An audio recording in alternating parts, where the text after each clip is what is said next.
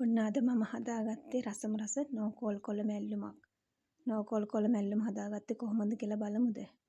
හට්ටියේ ලිපේ තියලා තෙල් ටිකක් දාලා තෙල් ටික රත් වෙනකොට ඔන්න මම එකතු කරේ අබ ටිකක්. අබ ටික බෙදෙනකොට මම වීලි මිරිස් කරල් කපලා ලුණු වතුර දාලා තියාගත්තා. අපි දැන් ඒ ටික එකතු කරගමු.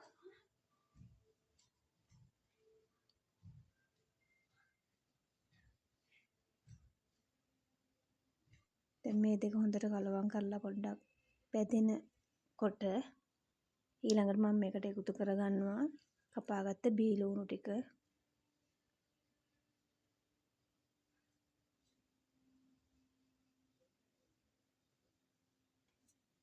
දැන් මේ ටිකත් හොඳට කලවම් කරලා ගත්තාම චුට්ටක් බැදුනට පස්සේ මම ඒකට එකතු කරේ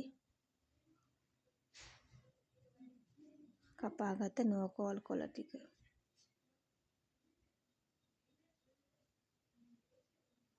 දැන් ඊළඟට මම ගාගත්ත පොල් ටිකට කහ ටිකකුයි ලුණු කුඩු ටිකකුයි දාලා මේ අනාගෙන තියෙන්නේ. ඒ ටික තමයි මම දැන් මේ කොලයකට එකතු කරගත්තේ. දැන් තියෙන්නේ මේක හොඳට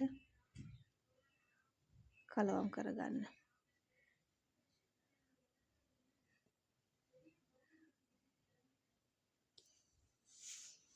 කොළ ටිකට පොල් ටික එකතු කරලා අනලා එකතු කරන්න තිබුණා. හැබැයි එහෙම කරන්න දඟලන්න අවශ්‍යත් නැහැ ඉතින්. කොළ ටික දාලා ඊට පස්සේ පොල් ටික දාලා හොඳට මේ විදිහට කලවම් කරපුවාම හොඳට කලවම් වෙනවා. දැන් තියෙන්නේ විනාඩි 5ක් මදගින්දරේ තියාගන්න. එතකොට මෙන්න මේ විදිහට තමයි නෝකෝල් කොළ මැල්ලුම තියෙන්නේ. දැන් කොළ ටික තැම්බිලා තියෙන්නේ. මාර රසයි. ඔයගොල්ලොත් බලන්න මේ වගේ නෝකෝල් මැල්ලුමක් හදලා රස බලන්නකෝ.